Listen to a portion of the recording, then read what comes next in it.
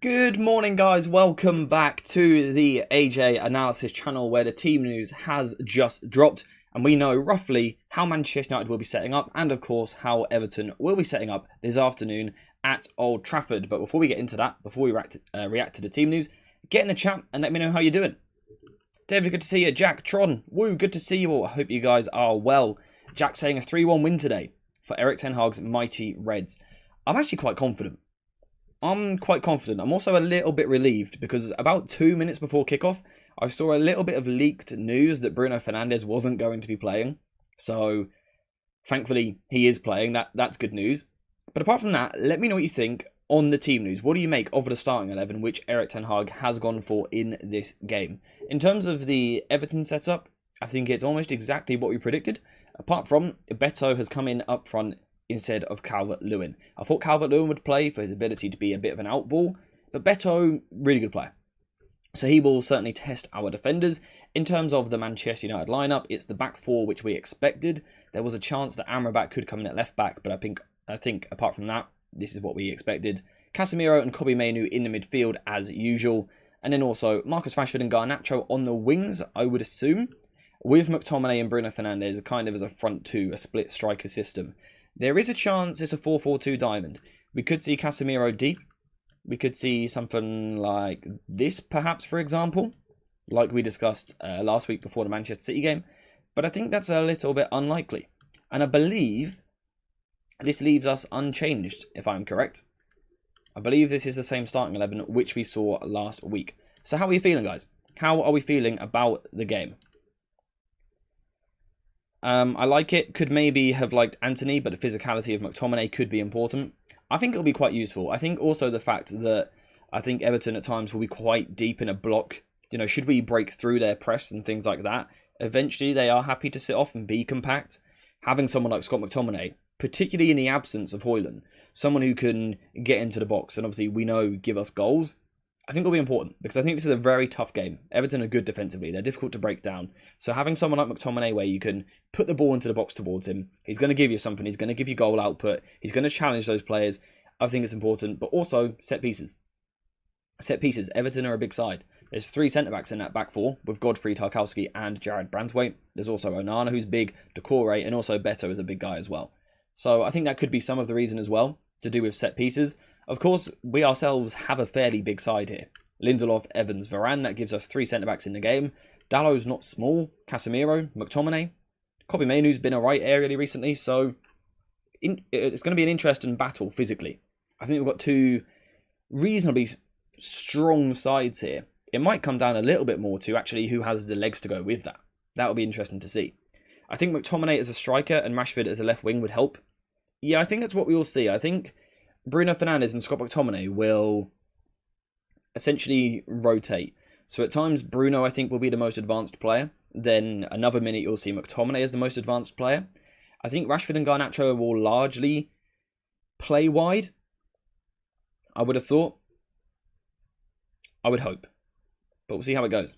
So Beto starts. Yeah, Beto starts up front for Everton. This is a good player, by the way.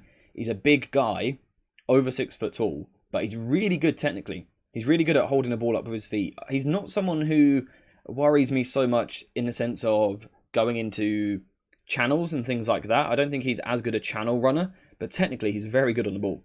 When you see these big players, you kind of expect a looser first touch and things like that. Not the case with Beto. He is good. He is good, a good strong player.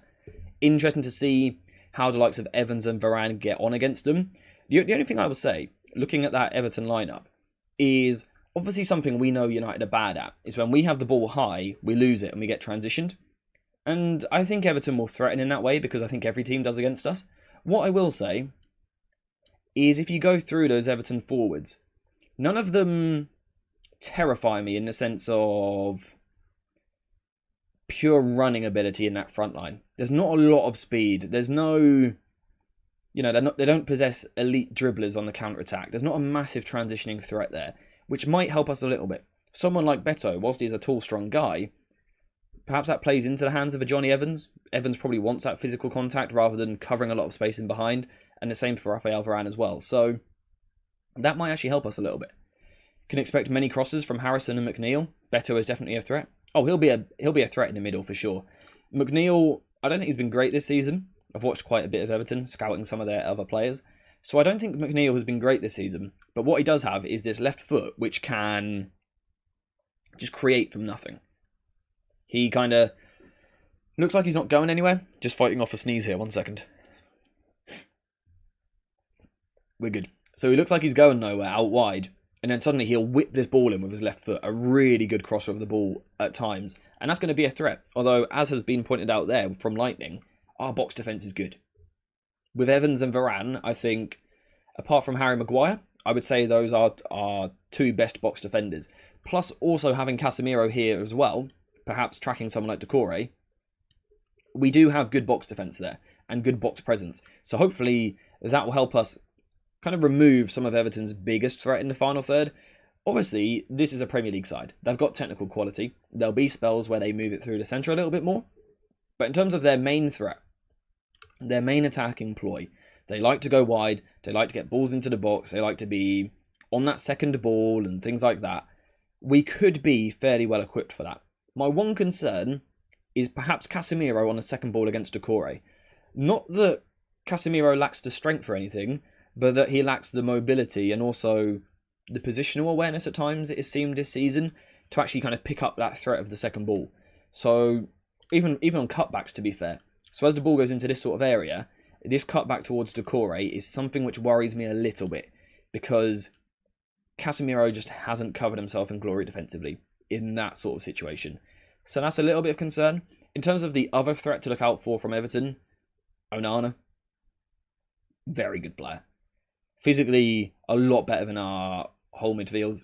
Really, really strong player, really tall player, good at protecting the ball, carries the ball pretty well. Really good passer as well. I think that's an underrated side of his game, his ability to switch to play. So he's going to be a threat. And set pieces, as we've said already. Everton do love a set piece. Doucouré is a threat, 6 goals and 1 assist. Yeah, he's a dangerous player. He's missed a decent chunk of the season recently with injury, and Everton have lost their way a little bit without him in the side, having that box-crashing presence. He's almost a bit like their McTominay at times. He'll be that extra man. The striker or the centre-forward will take the centre-backs with him, and then Doucouré will arrive into space a little bit more, like McTominay does for us. Doucouré will probably look to do something fairly similar in this game, I would imagine. Obviously, we can't guarantee that. We don't know. Everton might have a trick or two up their sleeves. But I think that's the sort of approach they will use. What I'm hopeful for, though, is a game where I think we have the chance to certainly control the ball. Now, I'm not going to say it's a guarantee, because let's be honest, there's not many things guaranteed with this United side, except they'll give you a heart attack at some point. We have players who do play forward too quickly at times. But Everton average 38.8% possession, I believe it is. If you saw my tactical preview last night, you would have seen that. They're not great, or not even that they're not great, they just don't want to have a lot of the ball. It's not their approach, it's not what they want to do in a game. So, it should give United the platform to get on the ball. And this is where I think the Amrabat left-back situation is covered. So someone asked it. Zach said, why doesn't Ten Hag just play Amrabat at left-back? And I think the reason he doesn't play Amrabat at left-back in this game is because if we played Amrabat at left-back, he would invert into midfield like this. Now, at the moment, we tend to build possession with a back three, which would mean Dalot dropping a little bit deeper, like this. Now, one, it means Dalot is now out of his best position. I prefer him a little bit higher up the pitch. But also, it means that in transition, Johnny Evans is left out wide with quite a lot of space to cover. And I don't think that really suits Johnny Evans. He's getting on a bit now. So by playing Lindelof instead, what you do is Lindelof covers this space. He's still not great at it, but he's a bit more mobile, a little bit quicker. It puts Evans in the middle, where he's a bit more protected. And then Raphael Varane to right centre-back, meaning that Dalot can go into his best position in here. And I think that's the reasoning here. I think that's what we've gone for. Everton have had 35%, 27% and 30% possession in their last 3 away games. Yeah, they're not a side which want to come to Old Trafford and dominate the ball. Having said that, I still think they will look to apply pressure. I don't think we're going to see an immediate parking of the bus. I think they will at times look to put a bit of pressure on the ball. They're quite good in their press. Then if you beat that, they're a mid-block, really compact mid-block in a 4-4-2 shape with Doucouré alongside Beto, like this. And then should you beat that, that's when they then drop into that low block and make it really difficult to break them down. I think or I hope that's the challenge for United today. I want to see a game where we get the ball, take hold of the ball, and try to break them down. But also, of course, importantly, when you play like that, you've got to be ready to lose the ball as well. So what's your rest defence like? So when we lose possession, when perhaps, they're compact, they're difficult to break down, so we try and force it a little bit, we lose the ball, how do we react to that? Are we in the positions to react to that optimally or not? So is that back three going to drop off back to our goal like they normally do? Or are they going to be aggressive and move towards the ball? Which they might in this game due to Everton's lack of pure pace in the attack. That might suit us a little bit more. I'm interested to see how we do it. I'm interested to see. Even though I'm confident of a United win, I wouldn't be surprised if Everton come away with over 50% possession today. Would be typical United. It would be typical, but I do actually think it's unlikely. I'm quite confident that we dominate the ball in this game, and it's not often that I say that. Like I said, unless Sean Dyche really tries to throw us off. I'm just fighting off the sneeze again. I don't want to sneeze. Allergies. What if you left Amrabat in the 3? Yeah, that's if he was to play left back, you mean? That's a possibility. I just don't think it suits him as much, because what it means is now more emphasis is put on his left foot in terms of playing out, and I think that suits Lindelof a little bit more, although it would be an option in the future, perhaps. DJ Nature, good to see you, my friend. United! We win today. We win today. Hopefully we return to winning ways. I think we do. I'm quite confident. Is that a good thing? I'm not sure, but I'm quite confident. I think we win 2-0. Scott, Casemiro, Bruno and Garnacho ain't dictate position players. Fair point. Very fair point. Which is why I think what will be important is when we choose to up the tempo, when we force to put it into those higher up players who are a bit more risque with the ball, and when actually we choose to control the ball a little bit deeper. What I would like to see at times is that greater rotation of Kobbie Mainoo coming deeper. Not always, because I also like him higher where he can take the ball and dribble a little bit. But I want to see a higher volume of touches for him, for the very reason that you've just pointed out, Dan. Because he is one of our players who has a better understanding of tempo, who does slow the game down a little bit, who does keep the ball ticking over for the side. So I would like to see him given that license to come in, drop into these positions, get on the ball and slow us down. My concern, having said that, is once we've slowed the play down a little bit, do we have the ability to then speed it up again? Particularly with that lineup, I'm looking in defence. Normally Harry Maguire passes the ball quite well out from the back when he's not under pressure. And of course, Lisandro Martinez. Very, very good at playing out from the back. Very good at progressing the play. Even Dalot, when he drops into the back three, he's quite good at it. I fear, hopefully this isn't the case, but I fear we might have one of those games where we see a lot of Lindelof, Evans and Varane on the ball, kind of standing there waiting for that bit of movement in front of them. And people will say, oh, Dalot and Casemiro are, quote, hiding from the ball, whereas actually Everton will be in a good shape to try and stop them getting the ball. That's what I'm a little bit worried about. Now, as I spoke about in my tactical preview, I think the counter to that could be to move Lindelof and Varane a little bit wider. Of course, you've got to pick your moments to do this. You can't do this for the full game because you're going to leave gaps. But when United are secure in possession, when we feel, okay, we're not going to lose it here, we're in a nice position, then split the centre-backs a little bit wider, because as these guys get the ball, you do start to see your McNeils coming out a little bit, and more so on the other side, Harrison coming out a little bit, looking to move towards the ball and apply that little bit of pressure. If you can now work the ball inside and go round, which could be facilitated as well with Bruno and McTominay often dropping deeper, almost making a 5 at times in midfield maybe, you do now open up that opportunity to get Rashford on the ball. And this is why I was talking about, for me, the importance of Rashford left-hand side, Garnacho right-hand side, rather than Rashford up front or something like that. I think Everton centrally, someone said it earlier, will be very, very compact. Very difficult to play through because there's going to be a lot of bodies in there. I think the key to break them down is to go a little bit wider, is to go outside of their block. Get outside of their block. Try and go 1 versus 1 against Godfrey. To me, Rashford against Godfrey looks like a mismatch. David with a gifted membership. Thank you very much, my friend. Let's see who it's going to go for.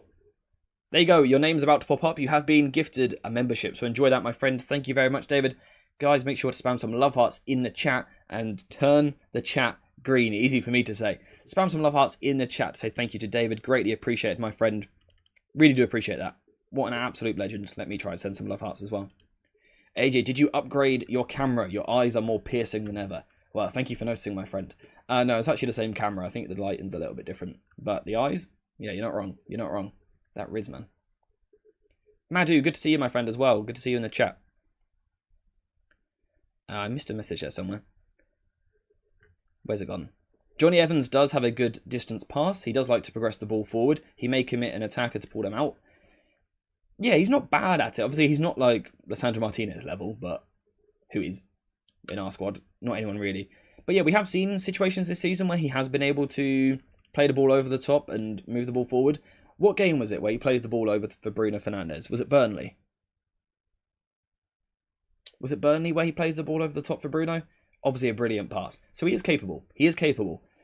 And I'm looking forward to maybe seeing that side of his game today. I also thought Varane last week done an alright job of progressing the ball, but actually from the left-hand side, which was interesting. I would imagine he'll be back on the right today, though. It was the Burnley game? Yeah, the Burnley game where Bruno scored the volley. That's the one. Guys, make sure to leave a like on the stream, by the way. It would be greatly appreciated. It takes a couple of seconds to do. You just got to click or tap the screen or whatever. It really helps the stream. Basically, it tells YouTube that you guys like the stream, and then YouTube go, oh, maybe more people will like it. So they then send it out to more people, and then the streams get bigger and better. So if you like the stream, you will actually make future streams better. So if you could leave a like, it would be greatly, greatly appreciated. Really appreciated. I know we're at a slightly different time today because of the early kickoff. I think this is the earliest stream we've ever done. So we've got some different people in the chat as well, which is good to see. But if you could leave a like, it would make my day. It would make my day. So please do it. Johnny Evans should play on the right of the three for the long ball in behind. Evans at right centre-back, you're suggesting? Varane on the left as such? My only concern with that would be, of course, then when we lose the ball, does Evans want to go and deal with McNeil? So, I'm not sure. I tried to stop by for at least 5 minutes before every match. It's greatly appreciated, my friend. I'm aware that people have their match day routines as well, which they want to go do. I'm fully understanding of that. But yeah, these streams are for those that want to join in. Heart Zapper, I like it, mate. Early kickoff against relegation fodder has banana skin written all over it for this United side. It has banana skin written all over it for the best of sides. But as you've pointed out, particularly United. Particularly this United side. I'm quite confident. We haven't done score predictions. Is it too early to do score predictions yet? I haven't seen the bench. Does anyone have the list of players on the bench, actually? I'd like to quickly cover that. I'm going to see if I can find it on my phone real quick. Because I haven't seen the bench. It's a 9:30 PM kickoff for me, finally. Oh, so it's actually a nicer time for you. Yeah, so it's 12:30 in the UK kickoff time. Let me quickly have a look at who is on our bench. So we've got Bayındır, not me, but trying to see the big names on the bench. So we're a little bit restricted again. So the big names would be Bayındır, Kampala, if he's a big name these days, Amrabat, Eriksson, Ahmad, Anthony. Those are the first team players, the experienced players. If you want the rest of them, check out Snipe's message in the chat. Yeah, usually it's like 12:30 in the morning for you. Yeah, this is much better for you then. You're living your best life. 2-0 United, says Callum. Rashford and Garnacho. Yes, please. Who's me? I'll be honest, I'm not actually too sure. 12:30 kickoff doesn't usually go too well. What was our last 12:30 kickoff? I'm trying to recall. I can't think the last time we played it this term. I feel like it's been a while. Thank you to those 10 people who liked there, by the way. Can we get that to 30 real quick? I reckon we can. 6 in the evening in India. That's not a bad kickoff time then. It's not bad. It doesn't ruin your whole day if we lose. Yeah, we rarely play on this early kickoff. Fulham away was the last 12:30. We won that game, correct? We won that game because it was the game where the fans held up the banner before the game, and that kind of got the players going, apparently. So hopefully we've got a lot of banners at Old Trafford for this game. What do you guys feel like? As I assume most of you aren't going to be at the match today unless you're watching this on your phone or something. What do you guys feel Old Trafford will be like today? Do you think Old Trafford might potentially be a little bit impatient? Obviously, last week we saw a United which Didn't really lay a glove on City, particularly in the second half. We sat very, very deep. Barely any of the ball. Second half, we had one attack, I think, basically. Maybe two, if you're generous. Do you think Old Trafford today is expecting possession football, as in dominating possession, but also an attacking approach, a fast approach? I think if I was Ten Hag, my message to the United players would be, let's go start this game fast. Let's get those fans on side. Let's create a chance early on. Rashford, if you fancy it, go take on Godfrey early on. Garnacho on the other side. Fernandes, if you want to try a shot early on, go for it. I think getting the crowd behind us could be very, very important early on. Just because of the little murmurs around the club at the moment. Everyone's a little bit disappointed with how things are working. Getting the crowd on side early on. Getting the crowd excited. Get them enjoying their football. You'll see a better atmosphere. The important thing after that, say if we use that approach for the first 5-10 minutes or so, the important thing after that is to then calm it down again. Not calm the stadium down as such, but calm our football down. Because we can't play a full game of bonkers attacking football. So I think it's important for us to start fast. But then again, I'm looking for Kobbie Mainoo. Can he be given the license to drop deep to then slow us down a little bit, control the tempo, and then speed us up again, and then slow us down again? Dalot can do that. Lisandro Martinez is often good for it, but of course missing today. Code, good to see you, my friend. Hope you're well. Old Trafford is just a reflection of the team at this point. When we're on top, the crowd is great, but when you can tell they get nervy when things aren't going well, yeah. And I think that's the case for most stadiums around the world, to be honest. But it would be particularly useful for us today, like I said, to start fast, test Pickford out, have a couple of shots from range, get some corners, get some balls into the box, things like that. Snuff out the counter-attacks, of course, things like that are important. But go at Everton early on. Then look for control. Did you see the Kobbie Mainoo analysis from Pythagoras in Boots? No, I saw that he uploaded, but I haven't actually watched it yet. But his content is good. I need to watch it at some point. We need to score first and early. The perfect thing for us today would be 1-0 up inside 20 minutes. It just eases the nerves a little bit. Now, our record this season hasn't always been great when we've gone a goal up, for example. But getting that lead early on could be crucial. Everton are in bad form. We expect first half a goal for United. Yes, we can actually look at their form real quick. This is their last 1, 2, 3, 4, 5, 6 Premier League games. Now, granted, there's tough games in there. Brighton, all of those really are tough games, actually. But they're not in great form. They're not scoring a lot of goals. We can see only once have they scored 2 goals in that run, and that was against Spurs. So, they're not in great form. Obviously, I'm aware that we are not either. We're not in a great place coming into the game. But take advantage of that. Get them nervous early on. They've got some fairly young players in their team. The likes of Branthwaite is a great defender, but he is a little bit young. He's not experienced. This is his first time playing at Old Trafford. Maybe the first of many. Same for Onana, though. Someone like him. These aren't the oldest, most experienced players. James Garner as well. We know he's not. Take advantage of the fact that they're not in great form. And almost, tactics aside for a minute, tempo, intensity. Attack them early on is what I want to see. I want to see a fast start. Aren't we considered a tough game as well? I think we are still. Yeah, of course we are. Of course we are. We've got Rashford, we've got Bruno Fernandes, we've got Kobbie Mainoo, we've got Garnacho, we've got Rafael Varane, Casemiro. We're a difficult team to play. We will lose today. Look at the squad. It's pathetic, seriously. I like the positivity you're coming in with there.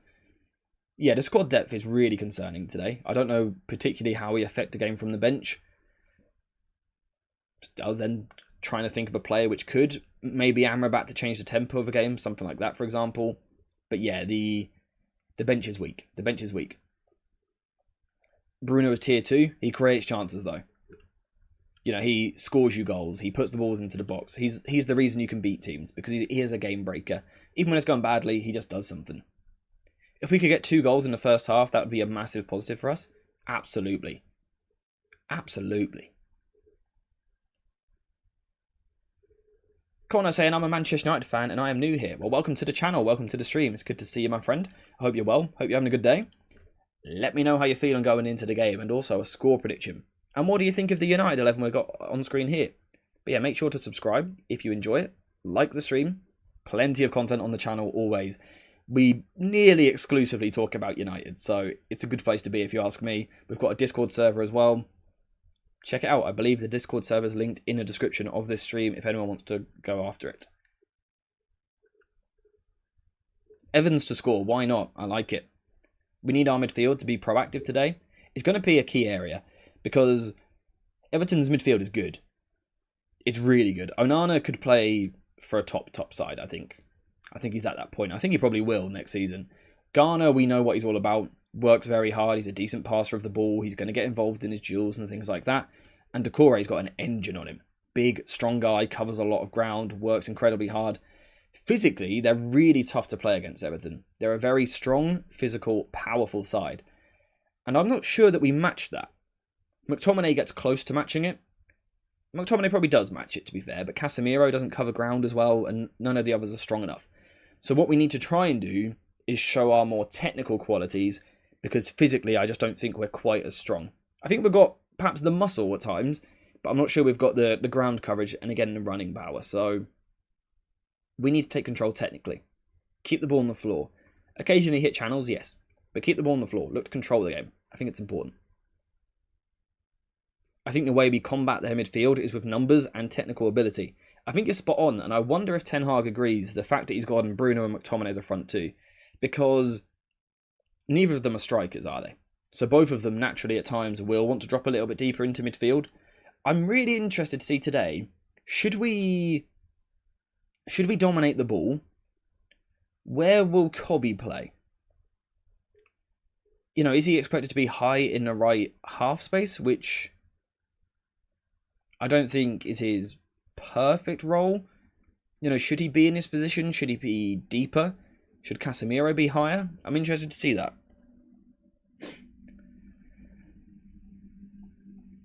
Physical midfields have walked over us all season. Yeah. And Everton will have spells as well where they get through quite easily. Glimmer saying, do we not think he's putting Rashford at 9? It's definitely possible. It could be Rashford up front, Bruno out wide on either side. That's a possibility. Purely based on last week, though. You know, considering it's the same 11 as last week, I think. Yeah, it's the same 11 as last week. So I think it's fair to assume it's a similar setup, which was this front two of Bruno and McTominay. Obviously, Rashford has spells where he comes into that front two. He comes inside and plays in that position. But largely, he was left wing the other day. Garnacho was right wing. But it might change. It might change.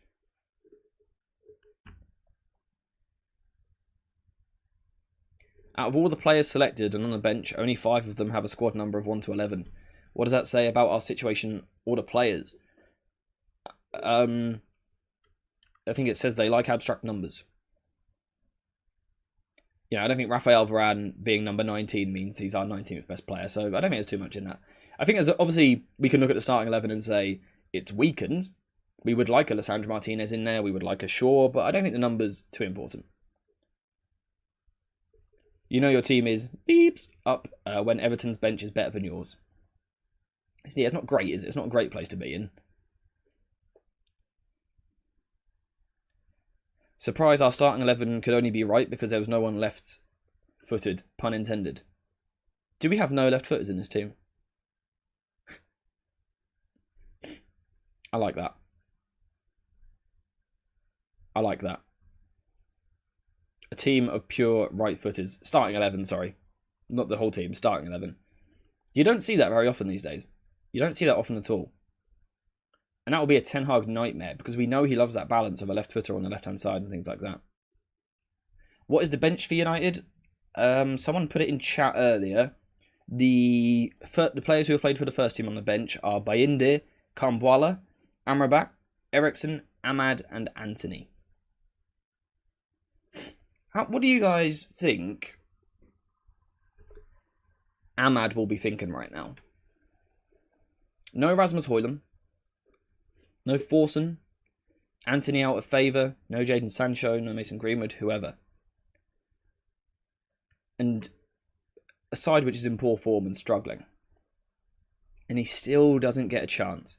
Do you think it's just he's not the profile we need? Or is it something else? Because right now I don't see how... If Ahmad doesn't play today, if he doesn't get any minutes today especially, I would really be looking at it if I was him and thinking, I might need to move on in the summer. Because he's going to want to play games. He's at an important stage in his career. He needs to develop. He needs a lot of football. I'm not saying he has to start this game. Make that clear. And I don't know if I would have started him. Perhaps up front. But what I will say is, as an individual, for his career alone, almost taking Manchester United out of the equation a little bit, for Amad Diallo, he must be thinking, I might need to move on so I can play football. Interesting. Try Anthony at left back, gang rise up. I wonder if Eric Ten Hag will ever try it. I'm not sure. Amad being treated like an 18-year-old. Exactly, he wants to play football now. He's at an age where he needs to play football. He needs to play first team football on a regular basis.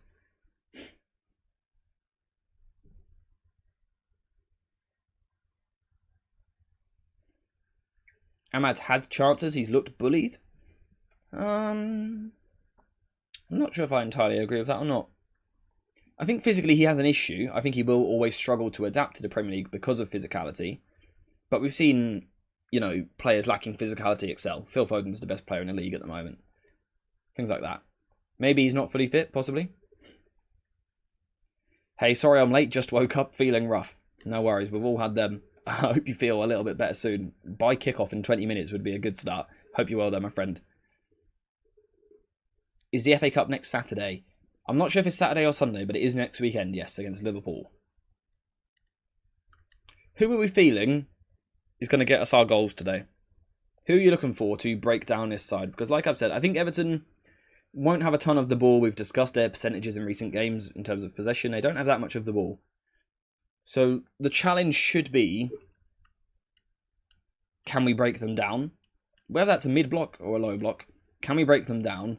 So 2 questions, I guess. First of all, who is the player who's going to get it into these areas? So who's the player who can progress it centrally? Who can we find in these positions? Is it Adalo? Is it Johnny Evans? Is he going to be crucial? Varane, Lindelof, Kobbie Mainoo dropping deeper? So who's going to be crucial for that? Who's going to be crucial out wide? And then also, who can get us our goals, which we need to win the game?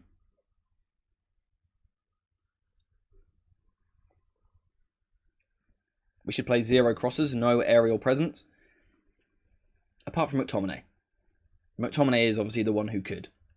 But in general, yeah, crosses probably is not the best strategy. Everton have very good box defenders in Jared Branthwaite and Tarkowski.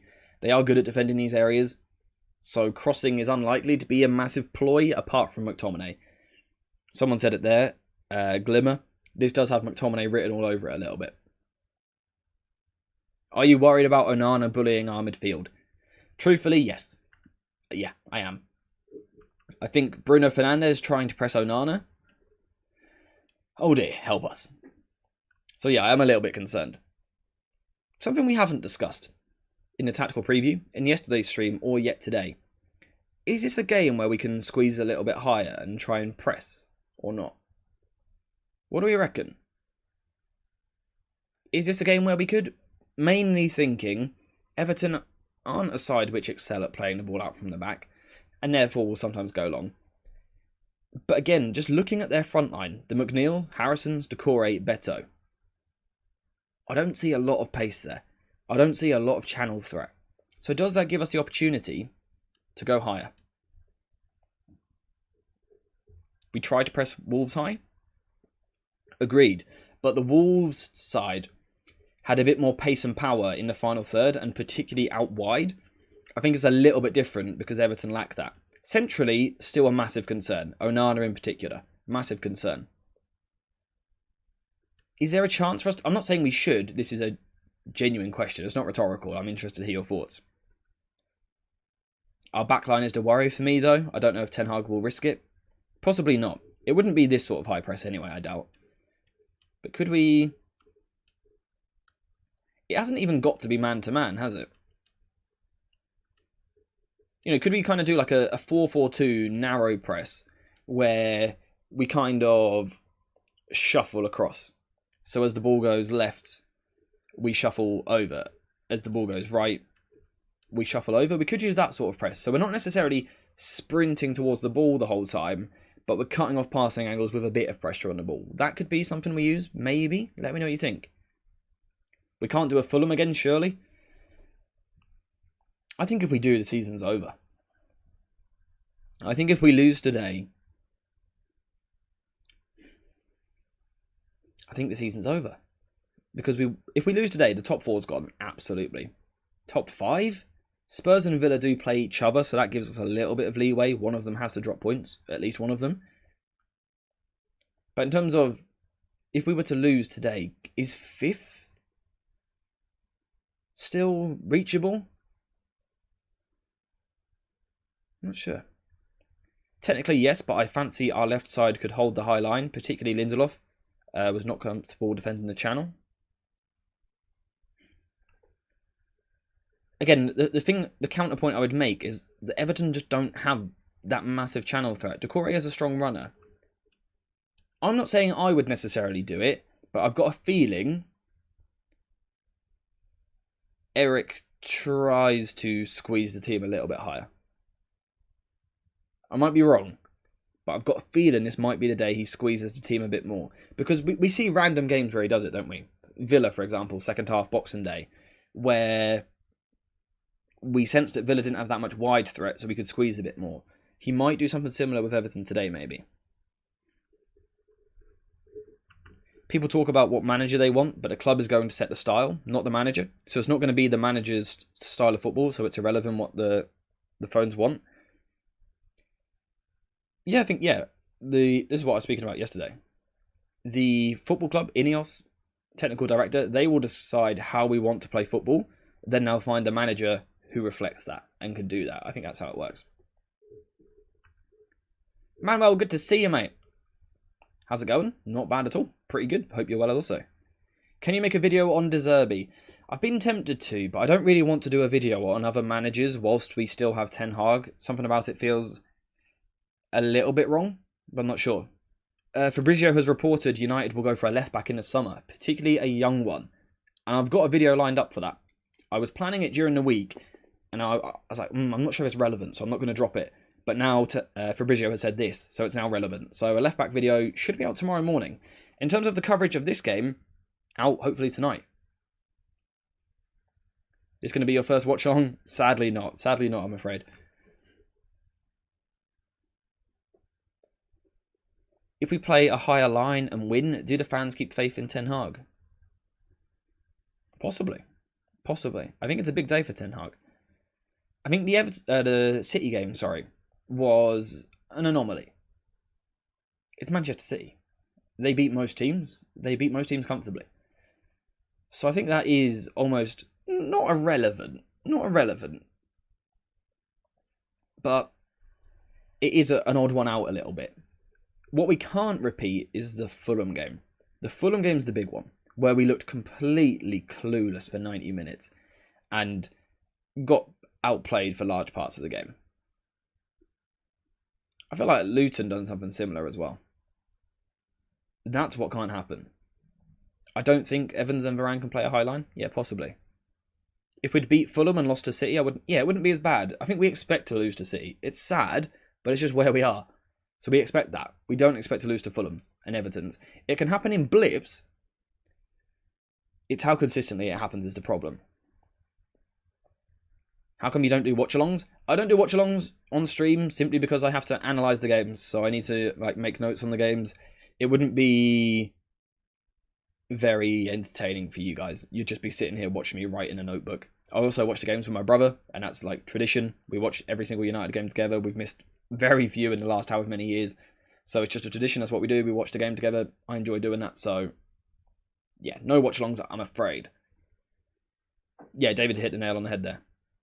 Too busy writing on his clipboard for watch-alongs. Exactly. It wouldn't be very entertaining, I'll be honest. Honestly, if we play horribly or, God forbid, lose, I think Ten Hag is gone.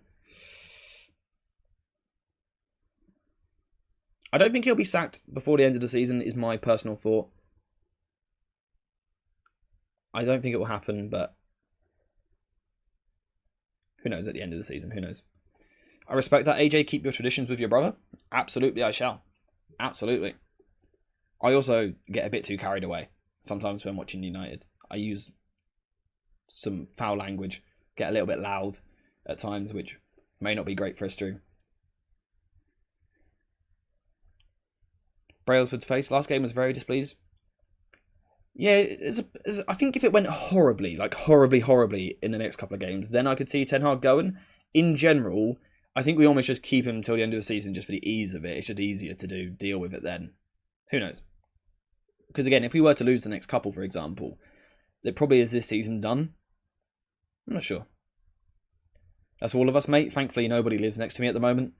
Yeah, it probably wouldn't be pretty on stream. But yeah, you got to get passionate about it, haven't you? You got to enjoy the goals and berate the refs at times. It's part of the game. AJ can't compromise his perfect image of being our family-friendly idol. Exactly. We're nice and PG over here. We're nice and family-friendly, like you said. I'm cool, calm, and collected until you see me watching a game of football. Then it changes very much. Your opinions would change. E, good to see you, mate. How are you? Hope you're well. How are you feeling going into the game? A little bit scary, but how are you feeling? I think we'll be alright. On the screen, is that their starting positions? Are you talking about Everton or United? For United, I think it will be something like this. Bruno and McTominay rotating as a front two. I'm not sure who will lead the line properly. For Everton, it will be a 4-4-2, a 4-4-1-1, or a 4-2-3-1. So Doucouré will often be just behind Beto, I would imagine.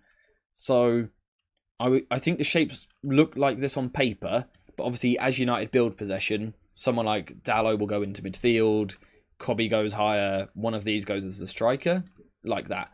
So in terms of what I think we're going to see literally with our eyes on the pitch, I would expect to see a shape which most of the game looks something like this. Not sure about Bruno and Scott. I quite like the Bruno and McTominay rotation, as Bruno has to stay higher and not get involved deeper. Yeah, I think we're all of the opinion he's better higher up the pitch, because he doesn't affect the tempo as much. He creates more. Bruno is the confirmed striker by Ten Hag. Well, there we go then. So probably this shape, I would expect. United concede less than 15 shots challenge. Difficulty impossible. AJ is happy until he sees Scott McTominay on the ball. Oh, I wouldn't say I'm happy with this team.